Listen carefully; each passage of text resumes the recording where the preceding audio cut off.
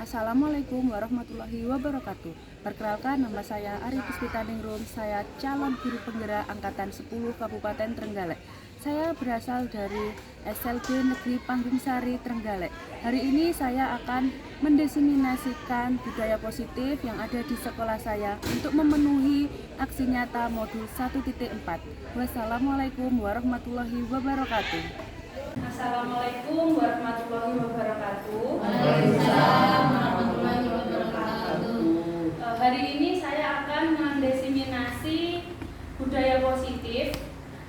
Saya sebagai calon guru penggerak angkatan 10 di Kabupaten Trenggalek. Selanjutnya kita cerna dulu tujuan pendidikan. Tujuan pendidikan menurut Ki Hajar Dewantara adalah menuntut segala kodrat anak, baik kodrat alam maupun kodrat zaman yang diimplementasikan pada pembelajaran agar anak dapat mencapai kebahagiaan yang setinggi-tingginya, baik sebagai manusia maupun sebagai masyarakat. Oleh sebab itu, pendidikan harus menuntun anak sesuai dengan kodratnya. Ya, diketahui pada era saat ini kan sekarang ini apapun, semua pembelajaran, media sosial, anak-anak itu kan harus menguasai. Sekarang laptop tidak hanya digunakan untuk kita yang sudah dewasa saja. Sekarang anak-anak pun, bahkan balita pun, anak TK, anak SD juga harus bisa menguasai laptop agar mereka nantinya di masyarakat itu bisa mengikuti alur kehidupan di anggota masyarakat. Nah, untuk kodrat alam, apa itu kodrat alam yang ada di pembelajaran? Kodrat alam yang ada di pembelajaran ini adalah tempat anak itu tumbuh dan berkembang, lingkungan. Jadi kita juga harus memperhatikan, oh anak ini dari daerah pesisir, oh anak ini dari daerah perkotaan, anak ini di daerahnya itu banyak tukang beca, anak ini di daerahnya banyak pencopet dan lain-lain. Dalam pembelajaran kita juga harus mengerti latar belakang anak itu agar kita bisa mengarahkan anak tersebut ke dalam pembelajaran yang lebih baik lagi, seperti itu. Iya, lebih ke diferensiasi kalau kita penerapan di kurikulum Merdeka ini. Terus untuk budaya positif. Budaya positif adalah keyakinan dan nilai yang disepakati yang menjadi kebiasaan bersama yang akan dilakukan dalam waktu yang lama. Budaya positif di sekolahan adalah nilai dan kebiasaan di sekolah yang berpihak pada murid agar mereka dapat berkembang menjadi pribadi yang kritis, penuh hormat, dan bertanggung jawab sesuai dengan profil pelajar Pancasila. Nah, untuk budaya positif ini kita harus menekankan profil pelajar Pancasila. Sebab menurut saya profil pelajar Pancasila ini, nilai-nilai yang ada di dalamnya ini harus kita implementasikan kepada anak didik kita. Contoh seperti mandiri, kreatif, itu kan anak-anak kita juga harus dipupuk sejak dini. Nah, budaya positif ini agar dapat terwujud budaya positif di sekolah, kita tidak bisa mengandalkan satu orang saja. Kita harus saling berkolaborasi, entah itu berkolaborasi dengan kepala sekolah, sesama rekan kerja ataupun wali murid. Kalau di sekolahan kita sudah memberdayakan budaya positif seperti melaksanakan sholat zuhur, tetapi kalau di rumah anak tersebut tidak diingatkan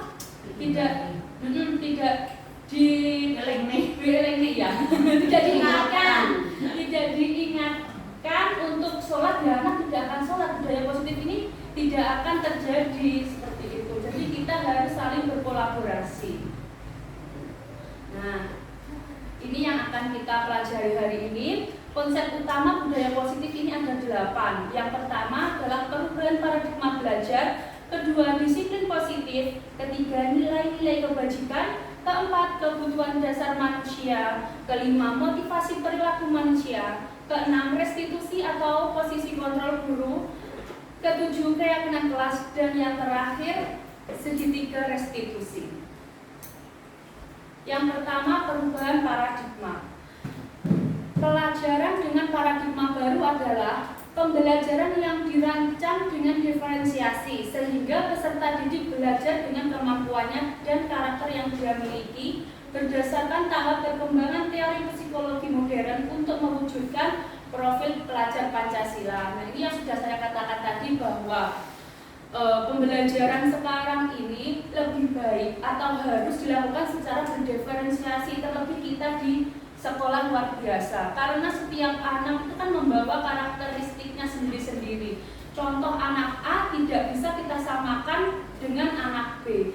Contoh lagi, jika kita memberi pembelajaran matematika tentang penjumlahan, si A bisa menerapkan penjumlahan langsung 2 ditambah 2 4 dengan secara abstrak, tidak dengan bantuan benda-benda konkret. Tetapi si B harus menjumlah dengan benda konkret terlebih dahulu agar anak itu bisa. Nah, ini yang saya maksud profil pelajar Pancasila yang tadi. Yang pertama ada beriman, tetaplah kepada Tuhan yang Maha Esa dan berakhlak mulia. Yang kedua berkebinekaan global, kita harus mengajarkan anak-anak untuk berkebinekaan global agar anak-anak itu nantinya tidak membedakan suku, bangsa, ras maupun warna kulit. Kan biasanya kalau anak-anak itu kamu hitam, aku putih, aku tidak mau berteman dengan kamu, seperti itu kan. Untuk yang ketiga bergotong royong, kita harus mengajarkan anak cara bergotong royong yang simpel saja, seperti tugas piket itu kan dilakukan dengan bergotong royong dengan teman-teman satu kelas. Terus kreatif ini anak-anak bisa kita berikan pembelajaran yang dapat mengasah kemampuan keterampilan anak seperti menggunting, mewarnai, seperti itu. Terus bernalar kritis.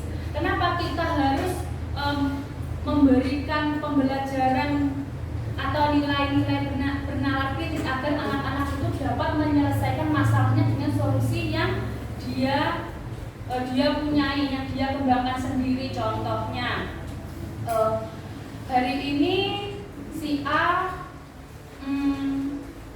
tidak bicara dengan si B. Itu kenapa? Kenapa kok aku kenapa teman-temanku tidak mau bicara dengan aku? Ada apa? Ternyata setelah dia selidiki sendiri, ternyata dia membuat kesalahan, seperti contoh kecilnya pensilnya dibawa, penghapusnya dibuang, seperti itu. Jadi anak itu bisa mencari solusi terhadap masalahnya sendiri. Terus mandiri ini bisa dengan bina diri, bisa dengan bina diri. Terus selanjutnya ini perubahan paradigma belajar. Ini miskonsepsi teori kontrol. Jadi kalau konsep kita sendiri sebagai guru, sebelumnya kan guru mengontrol murid. Ini seperti kamu tidak boleh seperti ini, kamu hanya boleh melakukan ini. Nah, sebenarnya kita itu tidak bisa mengontrol orang lain. Kenapa kok seolah-olah murid itu bisa kita kontrol? Karena murid itu mempersilahkan kita untuk mengontrol dirinya sendiri. Jadi untuk mengontrol murid itu sebenarnya kita tidak bisa. Terus yang kedua, ilusi bahwa semua penguatan positif, efektif dan bermanfaat. Ini ternyata apa yang kita pikirkan bahwa semua penguatan positif itu pasti efektif dan bermanfaat, itu tidak. Ternyata tidak, karena ketika kita memberikan penguatan, yang terjadi kadang-kadang anak merasa bosan.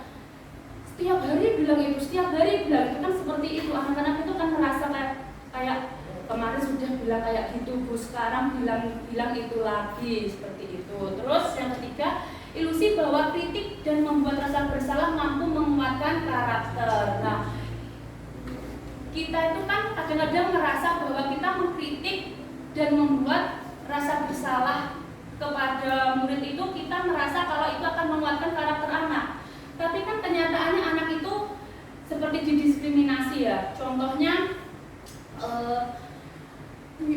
gimana Tole, kamu itu kok kayak gini? Harusnya tuh kamu nggak boleh membuat guru itu marah, harusnya kamu nggak boleh membuat teman marah. Nah itu kan, tapi kan ternyata kan anak-anak kalau selalu kata-kata itu diulang-ulang terus, kan anak-anak bisa merasa bosan dan anak-anak itu malah jengkel kepada gurunya. Terus yang terakhir, ilusi bahwa orang dewasa berhak memaksa. Nah ini terkadang itu masih kita terapkan. Kalau ya, aku guru itu orang dewasa, kamu harus nurut kepada guru, itu tidak baik karena itu bisa mematikan kreativitas anak. Anak jadi tidak bisa mengeluarkan opininya seperti itu. Nah ini selanjutnya disiplin positif. Makna dari disiplin adalah disiplin berasal dari kata disiplina yang artinya belajar. Disiplin mengacu pada disiplin diri yang memiliki tanggung jawab terhadap apa yang dilakukan berdasarkan nilai-nilai yang diyakini. Nah, di sini tadi kan kita sudah meyakini profil pelajar Pancasila. Jadi nilai-nilai yang diyakini ini kita mengacunya kepada profil pelajar Pancasila. Sebenarnya ada banyak nilai-nilai dari organisasi-organisasi yang bisa kita ambil. Tapi karena sekarang ini telah digaungkan profil pelajar Pancasila, jadi saya hanya memilih satu itu. Terus disiplin positif merupakan salah satu cara penerapan disiplin yang bertujuan untuk menumbuhkan kesadaran serta pemberdayaan peserta didik tanpa imbalan hukuman ataupun penghargaan. Nah, disiplin positif ini tidak bisa kita tekan. Seperti disiplin positif itu harus ada di dalam diri kita, harus secara intrinsik kita. Kita tidak boleh karena saya masuk sekolah jam 6:30. Saya harus disiplin, saya harus setiap hari masuk sekolah jam 6:30 karena nanti jika kita tidak masuk sekolah 6:30 akan dapat hukuman. Atau kalau kita selalu masuk jam 6:30 nanti kita akan mendapat penghargaan. Itu tidak boleh ada di benak kita. Jadi kita untuk mendisiplinkan murid, kita tidak boleh memaksa. Nanti kalau kita paksa, yang ada hanya pikiran-pikiran, oh nanti kalau saya melanggar akan dapat hukuman, kalau saya tidak melanggar nanti saya akan mendapat penghargaan atau imbalan. Kita sebisa kita sebagai pendidik itu harus membuang perasaan-perasaan murid yang seperti itu. Nah, sebagai pendidik tujuan kita adalah menciptakan peserta didik yang memiliki disiplin diri sehingga mereka berperilaku mengacu kepada nilai-nilai kebajikan universal yang biasa disebut dengan profil pelajar Pancasila tanpa adanya unsur paksaan, melainkan murni dari intrinsik peserta didik. Nah, ini yang saya bahas tadi bahwa disiplin ini muncul dari intrinsik peserta didik, bukan dari ekstrinsik. Nanti kalau dari ekstrinsik yang muncul itu adalah unsur paksaan, terus hukuman, terus penghargaan, seperti itu. Nah, ini nilai-nilai kebajikan. Nah, tadi kan saya sudah bilang kalau ada contoh nilai-nilai kebajikan institusi atau organisasi itu ada banyak sekali, ada 4. Tapi saya hanya memilih 2, hanya memilih profil pelajar Pancasila saja. Karena menurut saya profil pelajar Pancasila ini sangat cocok untuk diterapkan di sekolah luar biasa dan yang sekarang sedang digaung-gaungkan. Di sini juga ada IBO Primary Youth Program atau PYP. Ini diantaranya di dalamnya ada toleransi, rasa hormat, integritas, mandiri, menghargai, antusias, empati, keingintahuan, kreativitas, kerjasama, percaya diri, dan komitmen. Saya rasa kalau di SLB ini kan untuk rasa hormat selalu kita ajarkan kepada anak antara guru dengan murid, antara kakak kelas dan adik kelas seperti itu. Terus mandiri selalu juga kita ajarkan dengan cara melatih menyopot sepatunya sendiri, memakai sepatunya sendiri seperti itu. Terus kreativitas dengan adanya keterampilan yang ada di sekolahan, terus percaya diri dengan anak-anak ikut lomba-lomba, ikut menari, ikut menggambar. Itu kan memupuk percaya diri anak. Nah, kebutuhan dasar manusia. Kebutuhan dasar manusia adalah segala sesuatu yang dibutuhkan manusia untuk menjaga keseimbangan kondisi fisiologis dan psikologis manusia yang bertujuan untuk mempertahankan kehidupan dan kesehatan.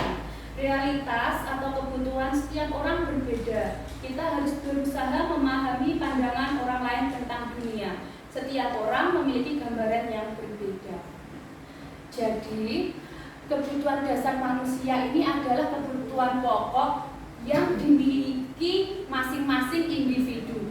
Jika ada salah satu saja kebutuhan dasar manusia yang tidak ada atau tidak dilakukan, maka akan terjadi kesenjangan atau dia menjadi mencari sesuatu kebutuhan tersebut di luar, dan itu menjurus ke kegiatan atau perilaku negatif. Nah, ini di gambar ini merupakan kebutuhan dasar manusia. Yang pertama, bertahan hidup. Kedua, penguasaan. Ketiga, kasih sayang dan rasa terima kasih. Keempat, kebebasan. Dan yang terakhir, kesenangan. Jika salah satu ini saja, contohnya kesenangan, anak-anak itu kan membutuhkan kesenangan di luar maupun di dalam sekolah. Jika di dalam sekolah itu anak-anak tidak kita arahkan, maka dia bisa mencari kesenangan lain. Contohnya, anak A itu kalau selesai belajar atau selesai mengerjakan tugas, dia suka diberi jempol 2.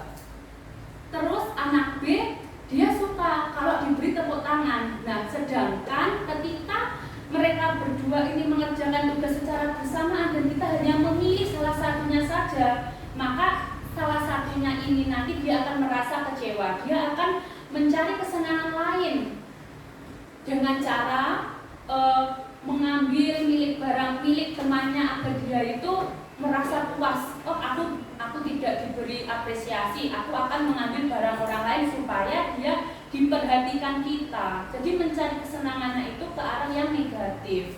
Seperti itu. Nah, ini contoh kasus. Ibu Ambar, guru kelas 6 di SD Permata, sedang bingung menghadapi ulah salah satu murid di kelas bernama Doni. Beberapa anak telah datang dan mengeluhkan Doni yang sering kali meminta bekal makan siang mereka dengan paksa. Jika Anda menghadapi situasi seperti Bu Ambar, apa yang akan Anda lakukan? Menurut Anda, kira-kira apa alasan Bu Ambar melakukan hal itu? Nah, menurut Bapak Ibu, jika di kelas Bapak Ibu itu ada satu orang, nah dia itu selalu meminta dengan paksa makanan temannya, apa yang akan Bapak Ibu perbuat? Ditegur. Ada lagi? Menyediakan dulu baru ditanya mengapa tidak bisa. Nah, ya Pak Dewi, benar. Nah, jadi kita sebagai guru tidak bisa serta-merta kamu nakal, kamu harus mengembalikan ini, kamu tidak boleh seperti ini. Kita tanya dulu, kenapa anak ini kok setiap makan siang itu kok ngambil punya temannya secara paksa itu kenapa? Apakah di rumah dia tidak makan pagi? Terus apakah dia tidak bisa tidak diberikan uang saku? Terus apakah ibunya tidak membawakan dia bekal? Atau memang kesenangannya dia itu mengambil barang milik temannya?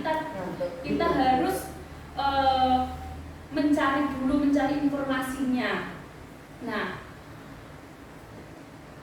menurut kasus Doni di atas, kita bisa menarik kesimpulannya. Kebutuhan dasar apa yang ingin dimiliki oleh si Doni? Nah, dalam kasus Doni di atas, apabila jawaban Doni ketika ditanya oleh Ibu Ambar adalah karena ia lapar dan orang tuanya tidak membawakannya bekal makan siang, maka kebutuhan dasar yang sedang berusaha dipenuhi oleh Doni adalah kebutuhan untuk bertahan hidup. Kenapa kok kebutuhan untuk bertahan hidup? Karena dia tidak dibawakan makanan, sedangkan dia di sekolah pasti lapar. Lihat teman-temannya makan, dia pasti merasa kelaparan. Nah, yang kedua, apabila Doni menjawab bahwa alasan mengambil bekal temannya karena dia merasa senang temannya jadi memperhatikan dia, ketika temannya melaporkan tindakannya itu pada gurunya, dan gurunya memberitahu orang tuanya sehingga orang tuanya jadi memperhatikan dia. Nah, ini adalah kebutuhan kasih sayang dan rasa diterima. Jadi Doni itu melakukan hal tersebut, mengambil makanan temannya dengan secara paksa itu karena dia butuh perhatian. Mungkin di rumahnya orang tuanya sibuk kerja atau mengurus adiknya, terus di sekolah mungkin gurunya kurang memperhatikan dia, kurang memberikan dia rasa untuk diterima di kelasnya, mungkin bisa seperti itu. Terus apabila jawaban Doni adalah dia merasa hebat karena temannya jadi takut dengan dia dan menuruti keinginannya, maka sebetulnya Doni sedang berusaha memenuhi kebutuhan dasarnya akan kekuasaan. Nah, di sini kebutuhan kekuasaan ini karena si Doni ini dia ingin dianggap teman-temannya itu jagoan. Kan nanti kalau anak itu mengambil makanan temannya, otomatis kan temannya ini kan takut. Besok diulangi lagi. Jadi kan teman-temannya ini sebelum dia mengambil, anak-anak yang lainnya sudah memberikan makanan kepada dia. Jadi dia itu sok berkuasa di kelas. Terus bila jawaban Doni dalam kasus di atas adalah bahwa dia merasa bosan dengan bekal makanan yang dibawakan ibunya dari rumah karena ibunya selalu membawakan bekal yang sama. Oleh karena itu dia ingin mencoba makanan teman-temannya yang beraneka ragam. Ini dia berusaha memenuhi kebutuhannya akan kebebasan. Nah, ini sebagai contoh, si Doni ini selalu dibawakan nugget setiap hari. Kan anak itu akan bosan. Sedangkan temannya setiap hari berbeda-beda makanannya. Ada yang sayur, ada yang mie, ada yang ikan, ada yang ayam. Jadi kan si Doni ini kan jadi tidak bebas. Hari ini aku nugget, besok nugget.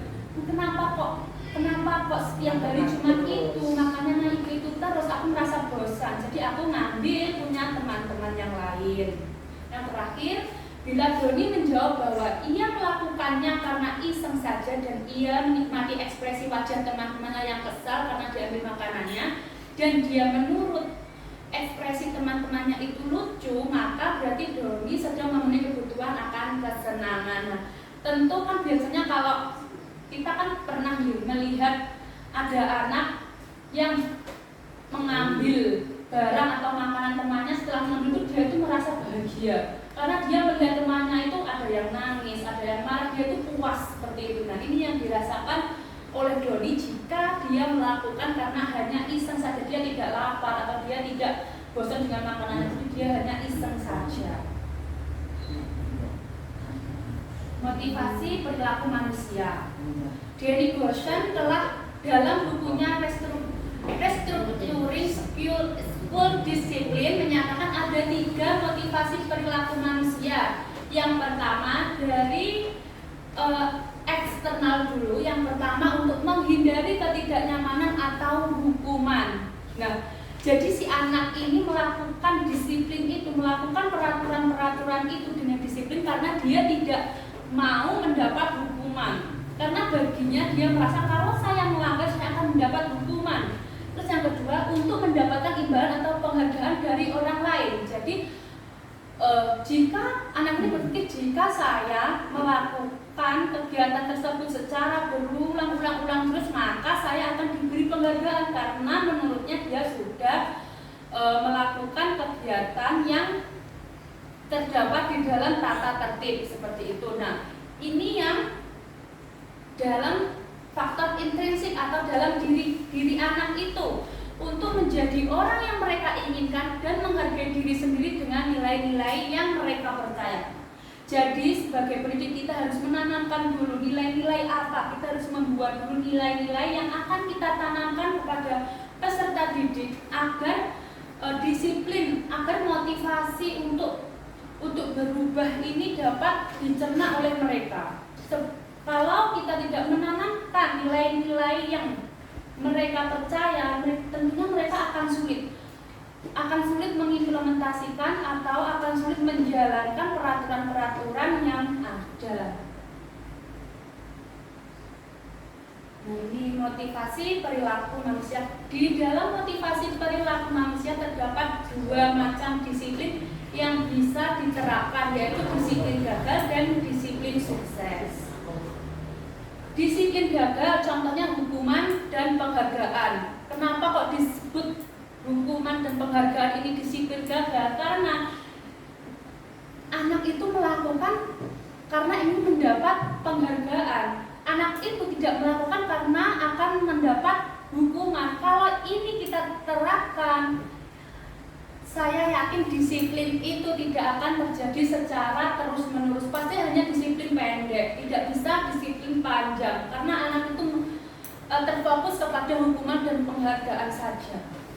Disiplin sukses ada dua juga, konsekuensi dan restitusi. Kenapa konsekuensi dan restitusi ini disebut disiplin sukses? Karena konsekuensi ini sifatnya tidak menghukum anak, sifatnya tidak mempermalukan anak di depan teman-temannya. Kan kalau hukuman contohnya hukuman kan lari keliling lapangan, atau kalau tidak hormat bendera, itu kan membuat dia malu. Kalau konsekuensi itu tidak seperti itu. Konsekuensi itu kita buat sendiri antara kita dengan murid, seperti itu. Terus restitusi.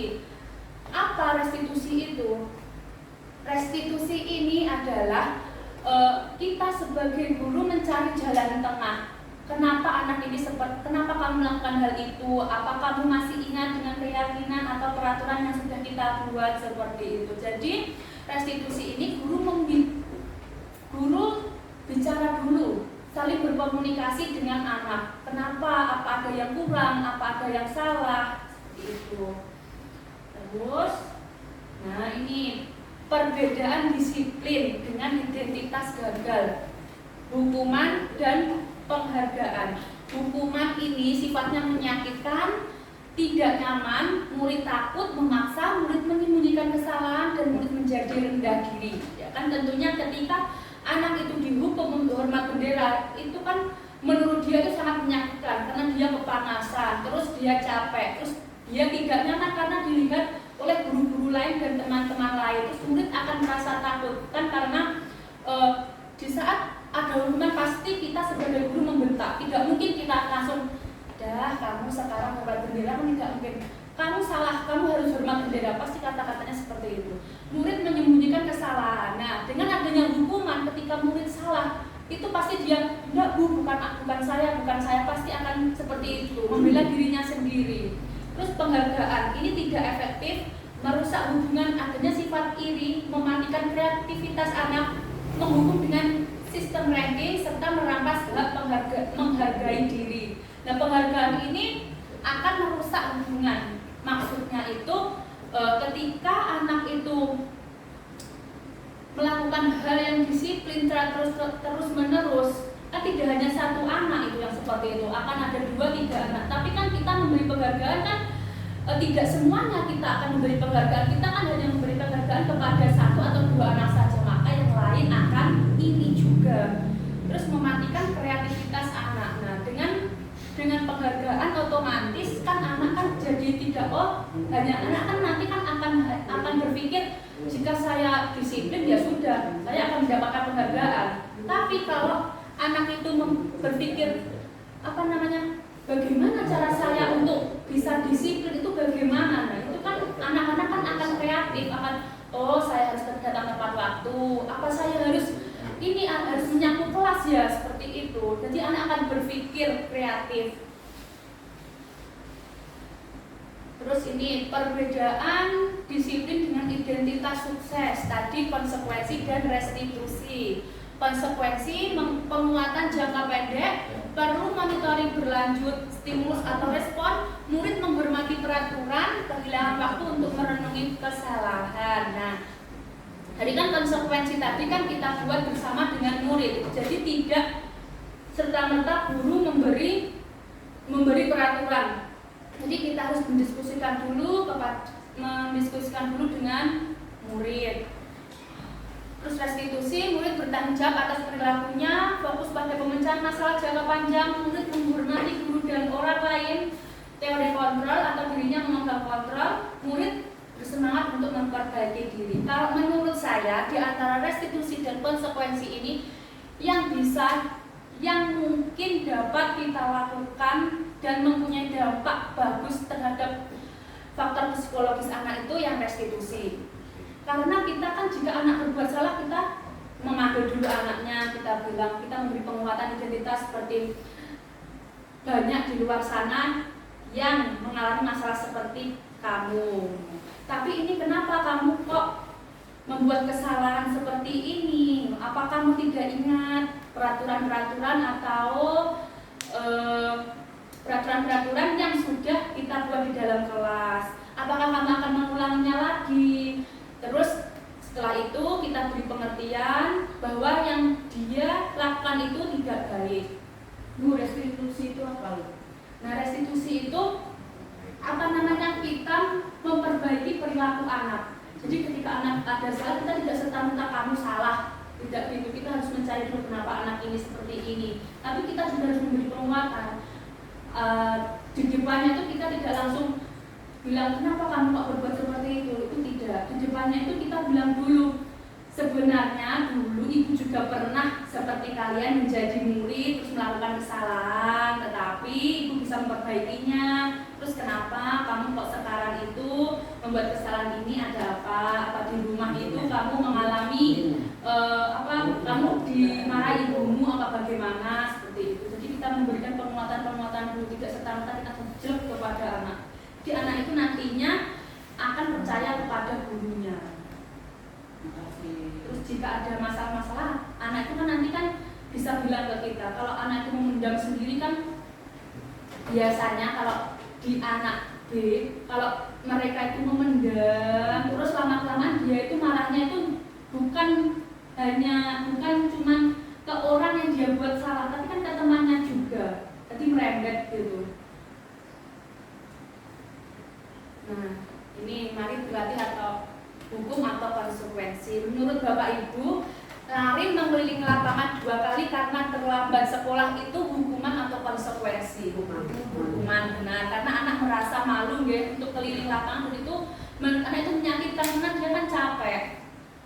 Terus menggantikan kertas teman yang telah dicoret-coret, konsekuensi. Karena tentunya ini sudah kita bicarakan di keyakinan kelas masing-masing. Jadi kita membuat keyakinan kelas dulu, baru nanti kalau ada yang menurut murid kita pun itu masih masa ke kamar mandi aja tidak boleh, harus ada batasnya 2 kali gitu.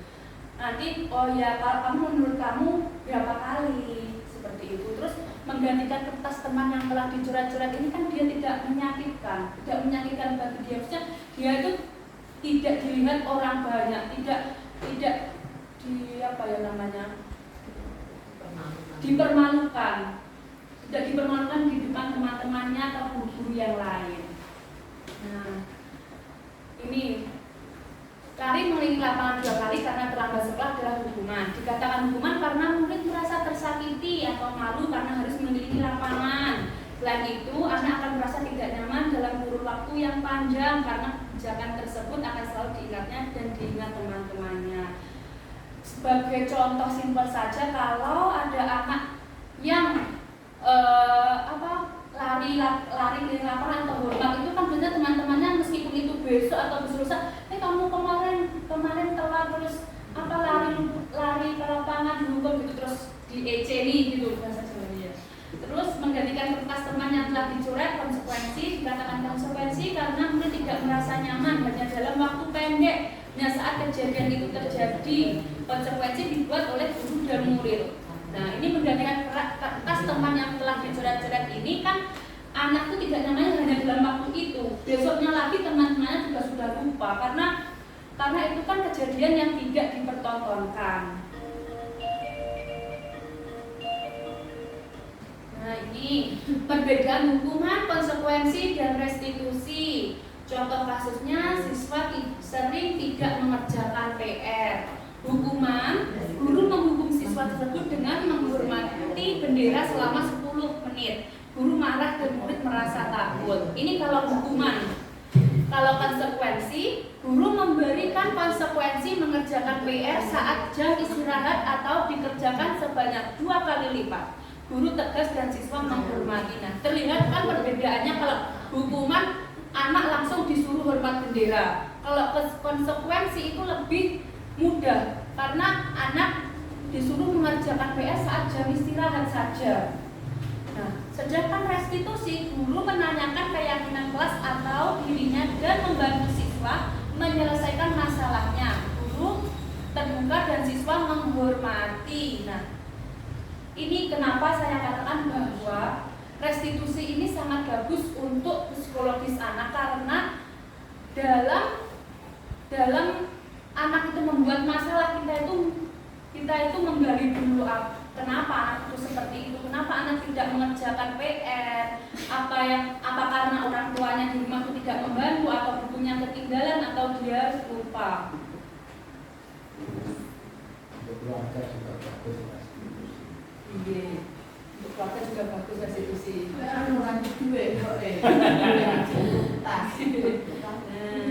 Ini restitusi posisi kontrol guru. Yang pertama sebagai penghukum, kedua pembuat rasa bersalah, ketiga teman, keempat pemantau, kelima manajer. Kita sebagai guru harus bisa memposisikan posisi kontrol kita itu di mana. Kalau kita memposisikan diri itu di penghukuman, berarti kita kalau ada anaknya nakal langsung kita hukum. Tidak ada kata ampun. Kamu tidak mengerjakan PR, kamu nakal. Kamu membuat temanmu menangis. Kamu harus meminta maaf. Kamu harus keluar seperti itu. Terus membuat rasa bersalah. Nah, ini kita seperti anak itu merasa bersalah kepada gurunya. Jadi gini, contoh kalimatnya. Membuat rasa bersalah. Ayo kerjakan, ibu kecewa nanti kalau kamu tidak mau mengikuti apa kata ibu, nanti ibu yang akan dimarahi kepala sekolah. Nah, otomatis kan anak membantu ibu ini kan karena nanti kalau aku nggak membantu, ibu guru pasti dimarahi kepala sekolah. Jadi kan tidak dari faktor intrinsiknya siswa. Terus sebagai teman, kalau sebagai teman itu terkadang anak-anak itu keluar batas lama. Kalau pemantau, jadi kita itu hanya memantau saja, hanya memantau tanpa memberi arahan, tanpa memberi dukungan, tanpa memberi ini benar, ini salah. Jadi kita hanya melihat, muridku sudah bisa seperti ini, muridku diberikan materi ini, muridku sudah lancar. Jadi ya sudah, kita mau apa lagi kalau pemantau seperti itu. Kalau manajer ini kita membantu anak, kita memberikan support, kita memberikan mana yang baik, mana yang benar, kita menuntun anak seperti itu. Jadi pusat dari posisi kontrol ini menurut saya itu adalah sebagai manajer, karena manajer ini akan menuntun anak. Jadi sesuai dengan filosofi kehadiran yang tadi sudah kita bahas itu, bahwa pembelajaran itu harus menurut kodrat alam dan kodrat zaman. Kita harus menuntun anak agar tujuan pembelajaran bisa tercapai. Nah, ini kata-kata yang membuktikan posisi kontrol guru. Membuat orang merasa bersalah ini pernyataannya, saya kecewa sekali dengan kamu. Itu kan murid jadi mikir. Terus penghukum, kamu tidak pernah benar melakukannya. Itu kan anak, berarti aku tidak bisa, aku tidak pernah benar, berarti aku ini bodoh. Kan anak biasanya mikir seperti itu. Sebagai teman, ayolah lakukan demi bapak ibu. Ini kan kadang-kadang kan anak itu juga bisa ngelamar. Terus pemantau, apakah kamu mau mendapatkan stiker bintang hari ini? Jadi kita itu, kalau anak benar, kita cuma memberikan stiker bintang. Kalau anak salah ya kita tidak memberikan stiker bintang, sudah, karena memang kita hanya memantau di situ. Sebagai manajer, bagaimana kamu bisa menyelesaikan masalah ini?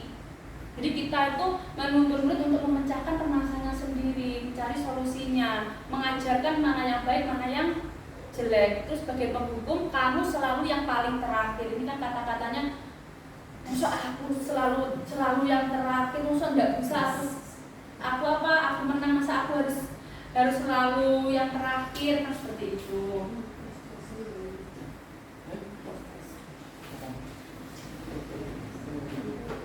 Nah, ini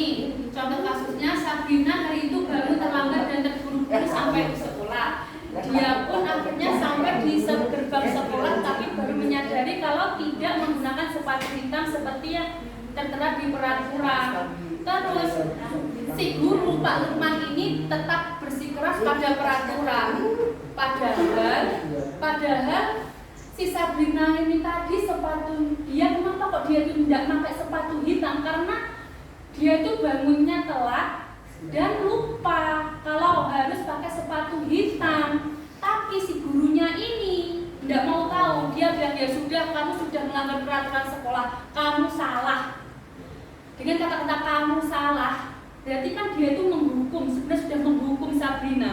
Terus segera buka sepatumu kalau tidak bisa mengenakan warna sepatu sesuai peraturan. Nah, padahal Sabrina ini sudah minta maaf, tetapi tetap si Bapak Lukman ini dia tidak mau meminta maaf kepada Sabrina. Nah, kalau menurut panjenengan seharusnya apa yang dilakukan Pak Lukman ketika dia melihat si Sabrina ini memakai sepatu berwarna selain warna hitam? Pertama diperingatkan, tetapi diberikan solusi jangan sampai pulang kembali. Hati-hati untuk jadwal seragam itu harus diingatkan. Dan untuk orang tuanya harus diberitahu bahwa Sabrina hari ini mengalami penyakit atau memakai sepatu. Atau misalkan hari Senin, bukan pacaran. Kalau tidak punya Tidak punya Benar. mungkin tadi kemudian kan jauh ditanya dulu kenapa tidak pakai baju hitam, mungkin yang pertama-tama seperti itu. gurunya lapor itu. Ya, Lara, jadi nah, jadi yang pertama kita lakukan adalah kita melihat dulu kenapa si Sabrina ini memakai sepatu hitam. Selanjutnya kita beri pengertian kalau peraturan di sekolah ini seperti ini. Kenapa kamu kok memakai sepatu hitam? Selanjutnya kita bisa menghubungi orang tuanya. Ibu, hari ini Sabrina telah sekolah dan memakai sepatu hitam. Kenapa kok sampai Sabrina telat dan memakai sepatu hitam? Pasti orang tua atau murid itu pasti memiliki alasannya sendiri-sendiri. Nah, ini untuk keyakinan kelas. Keyakinan kelas adalah nilai-nilai kebajikan atau prinsip-prinsip universal yang disepakati bersama secara universal, lepas dari perbedaan agama, suku, negara, dan bahasa. Menurut dosen, suatu keyakinan akan lebih memotivasi seseorang dari dalam atau intrinsik. Seseorang akan lebih bersemangat untuk menjalankan keyakinannya daripada hanya sekedar mengikuti peraturan. Nah, iya, ada. Nah, keyakinan kelas ini merupakan kita buat peraturan kelas dulu. Peraturan kelas ini kan dibuat oleh guru. Nah, habis ini di luarnya ada keyakinan kelas. Kita membuatnya dengan murid. Terus ada lingkungan positif. Kita buat dengan kepala sekolah bisa, dengan rekan sejawat ya, dengan perguruan bisa. Di luarnya tadi ada budaya positif. Budaya positif ini nanti kita peroleh dari nilai-nilai yang ada di profil belajar Pancasila tadi. Jadi belajar profil Pancasila, terus ada di sekolah, keyakinan kelas, terus nanti di dalamnya ada peraturan kelas yang harus ditaati. Nah, pembentukan keyakinan sekolah atau kelas bersifat lebih abstrak daripada peraturan yang lebih rinci dan konkret. Nah, jadi keyakinan kelas ini lebih abstrak, bersifat lebih abstrak daripada peraturan. Keyakinan kelas berupa pernyataan-pernyataan yang universal. Pernyataan keyakinan kelas senantiasa dibuat dalam bentuk positif. Contohnya kita harus jujur di kelas, tidak boleh mencontek, seperti itu. Keyakinan kelas mudah diingat dan dipahami oleh semua warga sekolah. Jadi kita itu kalau membuat keyakinan kelas, kata-katanya langsung saja harus jujur. Kalau kita tidak boleh membuat harus jujur karena jujur itu jujur itu baik, bla bla bla. Kita tidak boleh seperti itu karena anak akan lupa. Kan tujuannya agar anak-anak itu ingat terus. Terus semua warga kelas ikut berkontribusi dalam pembuatan keyakinan kelas lewat kegiatan curah pendapat. Jadi ketika kita membuat keyakinan kelas, kita harus bermusyawarah, berdiskusi dengan murid-murid kita di dalam kelas, bersedia meninjau kembali keyakinan kelas dari waktu ke waktu. Jadi keyakinan kelas itu tidak saklek. Jika hari ini keyakinan kelasnya ada 5, besok bisa kita tambahi, besok lusa bisa kita kurangi. Jadi tidak saklek. Kalau peraturan kelasnya itu keyakinan kelasnya itu hari ini di pelajaran saya kamu tidak boleh ke kamar mandi lebih dari 3 kali. Bisa jadi di pelajaran selanjutnya kamu boleh ke kamar mandi lebih dari 3 kali atau kurang dari 2 kali. Restitusi, segitiga restitusi. Nah, proses menciptakan kondisi bagi murid untuk memperbaiki kesalahan mereka sehingga mereka bisa kembali pada kelompok mereka dengan karakter yang lebih kuat. Melalui restitusi, guru dapat membantu murid menjadi lebih memiliki tujuan, disiplin positif, serta memulihkan dirinya setelah berbuat salah, membantu murid untuk jujur pada diri sendiri dan mengevaluasi dampak dari kesalahan yang dilakukan, memberikan penawaran bukan paksaan. Nah, segitiga restitusi dengan restitusi yang tadi itu hampir sama. Kalau segitiga restitusi ini ada langkah-langkahnya. Nah, ini langkah-langkah dari segitiga restitusi. Yang pertama, menstabilkan identitas. Kata-katanya, setiap orang pasti pernah melakukan kesalahan. Kamu bukan satu-satunya yang pernah melakukan ini. Implementasinya, kita bicara kepada peserta didik, kamu tenang dulu, ibu pernah menjadi murid, ibu pernah melakukan kesalahan yang sama. Nah, selanjutnya kita validasi tindakan yang salah. Kamu tentu punya alasan mengapa melakukan itu. Adakah cara yang lebih efektif untuk mendapatkan apa yang kamu butuhkan? Nah, kita tanya kepada murid kita, kenapa kamu melakukan itu? Contohnya, karena saya senang. Saya itu senang karena sudah membuat teman saya menangis. Nah, nanti kita menanggapi, apakah tidak ada kesenangan lain yang bisa kamu cari selain membuat teman kamu menangis. Contohnya, kita beri contoh, kita beri pengertian, kegiatan-kegiatan yang sekiranya membuat dia senang. Terus setelah itu kita menanyakan keyakinan. Nah, nilai-nilai apa yang telah kita sepakati, kamu ingin menjadi orang seperti apa. Yang terakhir kita memberi wejangan atau kita bicara, apa kamu masih ingat dengan peraturan atau keyakinan kelas kita? Apakah kamu ingin menjadi orang seperti apa? Kalau kamu membuat teman-temanmu menangis, terus nantinya kamu maunya kamu itu menjadi apa? Cita-cita kamu itu apa? Itu. Nah, ini yang ini sudah selesai. Ini contoh diseminasi positif. Ini saya mengajar di kelasnya Pak Dodi waktu itu. Nah, ketika pembelajaran IPA tentang siklus air hujan, ada anak yang memainkan musik melalui HP. Pak Dodi kan musik. Nah, itu kan dia itu suka banget main HP, nggih. Nah, itu saya kan juga tanya, kamu kenapa kok mendengarkan musik waktu itu? Mendengar musik. Kamu kenapa kok mendengarkan musik ketika pembelajaran? Iya, Bu, biar enggak bosen. Nonton terus terus setelah itu saya bilang, apa ada cara lain? Ternyata ada, Bu. Gimana caranya? Saya duduk di depan. Ya udah, kamu duduk di depan. Ibaratnya dia itu bermain peran. Jadi kalau saya tak janji tak guru nih, Bu.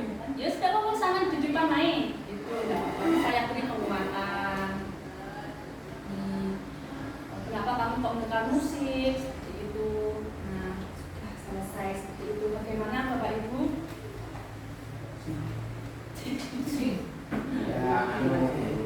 Pertama kami terima kasih atas penampilan pada saat ini. Memang kami menyadari dalam kehidupan sehari-hari dalam belajar itu kaum berbeda, kaum yang muda dengan kaum yang tua. Yang tua biasanya kan menekankan disiplin. Terus sekarang ada restitusi, berarti bagi kami hal yang baru, sehingga kami nanti akan berubah sikap bagaimana memahami murid kita jangan sampai terjadi seperti yang dibilang ke sebelah. Saya menambahkan Pak Dodi, betul apa yang diucapkan Pak Dodi, bahwa masa kita itu masa dulu yang kita hampir sempurna, sehingga dengan istilah-istilah baru contohnya saya tanyakan tadi restitusi itu apa? Iya maksudnya itu di ngomong apa curang takok gitu. Terus yang saya tanyakan diantaranya istilah diferensiasi tadi apa sama dengan pembelajaran individu? Yang pertama, yang kedua yang penyataan tadi masalah apa ya istilahnya nangani anak tunanetra harus begini, anak tunarungu harus begini, anak tunagrahita harus begini, itu jelas. Memang jelas-jelas kalau kita tahu ada perbedaan. Sekarang masalah saya di kelas nih Bu, saya kan mengajar anak tunagrahita yang begitu kompleknya, apa? Ya karakternya, kemampuannya dan sebagainya. Saya merasa kesulitan. Itu harus bagaimana? Dan pertanyaan dalam.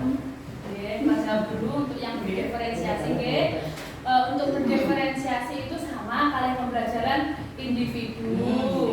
Karena kan di murid kita kan bermacam-macam karakternya dan ini kan tidak bisa disamakan. Mungkin untuk materi bisa, untuk penjumlahan bisa kan, mungkin caranya kan berbeda-beda. Sebelumnya kan kita sudah membuat asesmen. Maka kita bisa mengacu kepada asesmen itu untuk diferensiasi. Nah, kalau untuk yang pembelajaran bagaimana kesulitan pembelajaran anak-anak, iya betul. Suatu contoh Arvin itu masuk kelas kalau sudah jegu ya sudah tidak bisa diapa-apakan. Terus Erik itu sudah masuk sampai pulang ya seperti itu lari-lari, seperti itu Satria ya seperti itu. Kalau menurut pengalaman saya dulu juga mempunyai murid itu tunagrahita. Dari yang ringan ke dari yang sedang ke yang berat itu jadi dalam satu kelas. Mungkin sama kali jenengan Nah, pertama-tama itu saya tanya dulu ke orang tuanya, dia itu kalau di rumah sukanya seperti apa. Contoh kan biasanya kan anak itu kan ada yang hanya suka coret-coret, hanya suka menggambar, ada yang cuman mau menulis, ada yang maunya menghitung saja. Nah, kita cari dulu celah-celahnya. Nanti bisanya apa? Meskipun pembelajarannya itu tentang matematika atau tentang IPA, itu gini, kalau tentang matematika ada anak satu itu hanya bisa mewarnai saja. Kita materi kita matematika, tapi ya sudah kan anak ini kan bisanya mewarnai. Jadi kalau tentang bilangan kita suruh aja anak itu mewarnai jumlah benda. Terus kalau ada yang hanya suka menulis, ya udah kita suruh anak itu menulis saja. Pokoknya materinya pembelajaran itu masih sama. Iya, satu saja sekarang misalnya itu ya itu sudah saya dengan dibantu Mbak Puri, alhamdulillah melakukan akhirnya kok tetap saja Kevin. Mungkin itu karena apa ya Bu? Untuk karakteristik tunagrahita sendiri kan anaknya itu juga mudah lupa. Mungkin kalau kemampuannya emosinya itu Bu yang saya kalau dulu itu saya juga punya murid seperti itu. Dia itu diobatkan ke Surabaya Bu. Setelah anak itu kan pertama itu di dokter Gandusari itu. Terus kata gurunya, kata dokternya itu emosionalnya yang tidak bisa ditata itu. Nah itu diperiksakan ke Surabaya. Setelah emosionalnya itu stabil, obatnya itu berhenti. Tetapi ketika obatnya berhenti ke 2 bulan, seperti itu lagi, kembali lagi. Jadi medisnya tetap jalan. Iya, medisnya harus jalan terus. Mungkin ya nggak bisa kalau hanya perubahan perilaku saja kalau anak-anak seperti yang itu ya saya juga ini. Seperti Satria itu kan saya emang sekali. Kalau 5 saya melihat KJ Bu ya, misalnya KJ anak tunagrahita kelas 5 itu kan ya itu saya lihat saya ya mungkin ini ya saya saya menyelesaikan KD untuk anak kelas 5 ya, Oke. itu terlampaui semua. Oke. Cuma Tapi tingkah lakunya yang saja tidak bisa mengendalikan. Terus eman-eman sekali kalau anak itu tetap disekolahkan di sini. Terus solusinya bagaimana? Terus saya tanya kepada orang tua, beliau tetap tentang emosinya. apa dia itu belum pernah dibawa ke psikologis atau berobat medis seperti itu, Bu? Pernah, tapi ya karena sesuatu hal Paling boten mungkin wonten ibu sesuai dengan pengalaman saya itu juga seperti itu. Ketika anak itu berhenti medisnya ya udah kembali lagi ke semula. eman sekali karena saya ya itu menurut KD itu loh terlalu ulang nih ya Bisa. 100 semua.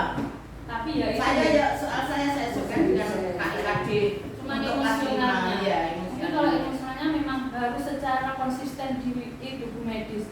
Kalau menurut saya kalau hanya memberikan motivasi dan perubahan perilaku tidak bisa anak-anak itu. Terus kalau di sekolah itu pulpen saya, penggaris saya semuanya habis. Terus saya sama orang tuanya ngomong di rumah ya seperti itu Bu. Nah itu Terus gimana? Terus saya Jadi anaknya itu harus dibawa ke psikiatri atau memang harus benar-benar diobatkan secara medis. Soalnya biar apa? Ada perkembangan di emosionalnya. Kalau hanya perubahan yang dilakukan guru, aja berarti sampean gak ada dan anakku menang, nggak bisa. terus sesuai dengan yang dengan jauhnya tadi harus apa itu proses-proses seperti itu ya. Tidak telaten aku siswi tak Iya. berharap. Iya, saya juga pernah apa namanya bilang kepada pengajar praktek saya, Bu, kalau di SLB itu lah selalu sabar, itu mboten sakit tuh Bu. Terus malah beliaunya bilang, ya mau gimana soalnya di peraturan profil pelajar Pancasila itu sebagai guru ya kita cuman tugasnya hanya menuntun dan sabar. Ya sudah begitu. Ada batasnya, Bu. Seperti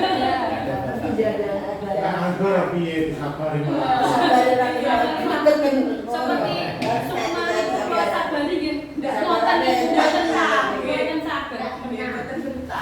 Sabar Nggih, nggih. Sabar ada batasnya, tidak ada sabar. Mungkin penjenengan sekali-kali bisa masuk kelas saya. Kelas saya saja. Nggih, mau Bu Novi, astagfirullahaladzim. SLG. Bocah ini nyapa. Kenyataan tidak bisa Nggak sama. Saya saja. Lawas. Kalau berani. Makanya saya pernah ketika ada workshop itu ngacung. Nggih. Itu hanya administrasi saja Pak. Kalau di SLB tidak Nggak bisa. Itu kan dia sampun apa matur moten. Bu, kalau di SLB ini biar guru itu nggak bisa sampai dengan teori. Teori harus sabar, harus membuat anak itu apa? Senang itu nggak bisa ya. Kita sendiri yang emosi, yang stres itu kita sendiri. Anaknya senang tapi kitanya stres ya percuma. Nggih sampun moten. Terima kasih. Apa jawabannya ya kembali lagi ke apa namanya pelajar Pancasila itu yang Coba Pak kembali ke laptop. kembali ke laptop. Yes, sampun. Makanya saya tuh ya sering-sering menghibur teman-teman. Biar tidak stres Pak. Iya. Daripada harus membawa ke dokter. Iya. Harus berobat. Saat apa itu tiga layar tujuh di suwi-suwi.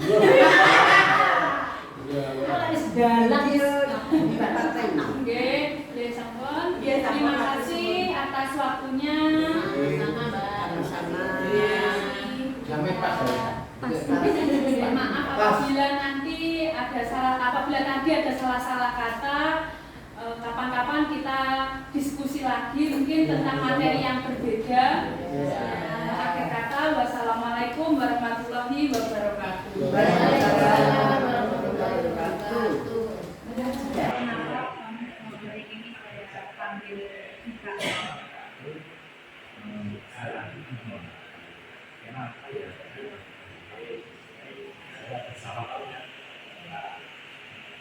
Sekali aduan dari teman-teman Sebenarnya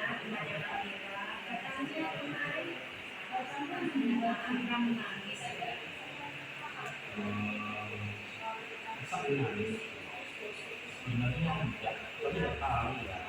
Tapi kan gimana ya? Yang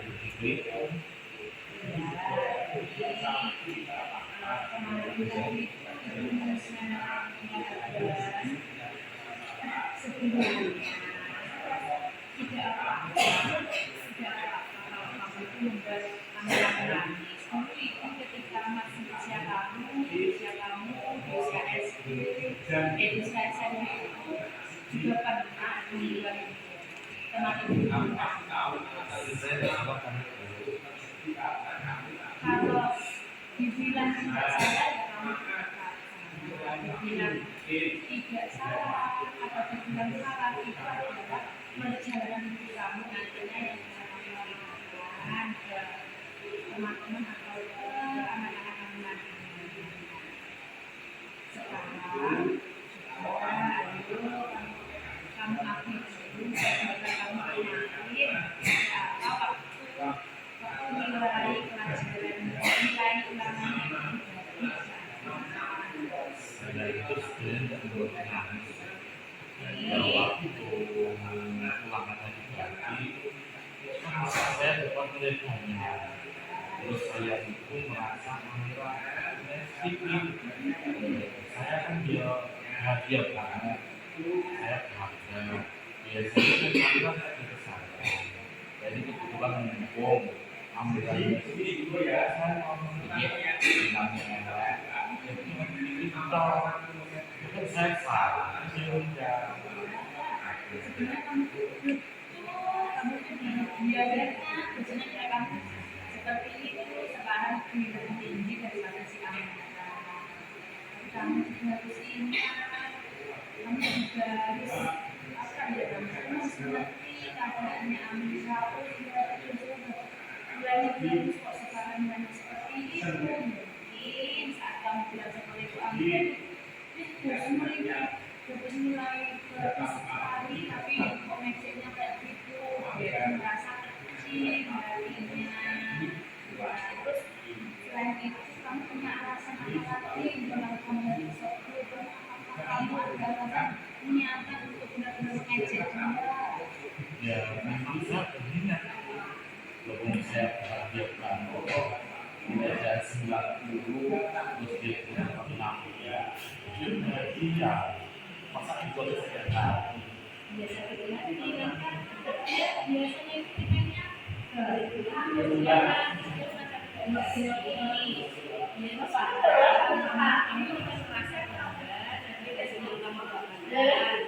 tapi kamu juga ingat keberadaan kamu tadi itu disebutkan orang lain. Jadi pada depannya kalau ini berbeda sewajarnya, kalau maksudnya sewajarnya, kamu masih ingat ya kelas yang sudah kamu pelajari, sama saja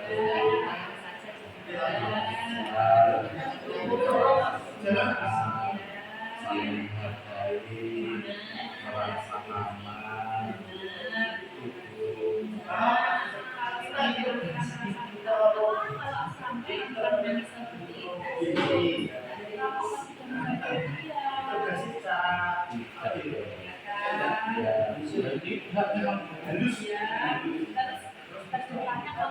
harus minta maaf apa sudah ketiga.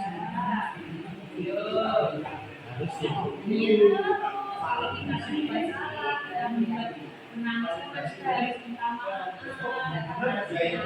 Salah kamu, harus mengajarkan diri kamu nanti kamu dipotong sama Allah ya.